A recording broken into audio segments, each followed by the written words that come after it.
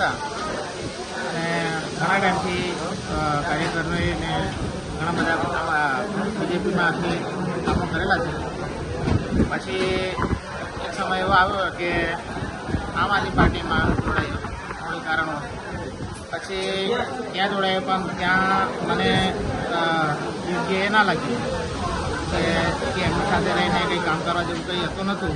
એટલે પછી હું ફરી પાછો આમ આદમી પાર્ટી છોડી અને બીજેપીમાં ફરી પાછો જોડાયો અને એના જે કંઈ કામ છે એ બધા કામો એક ટીમગીરીથી કામ કરીશું.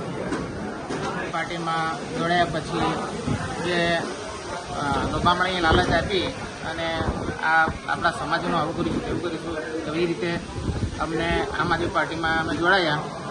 પછી પણ સમાજના કોઈ કામ થતા નહોતા અને કહેવાય ખાલી મતલબ વાયદાઓ કરી અને મોટી મોટી એ કરીને એટલું જ હતું.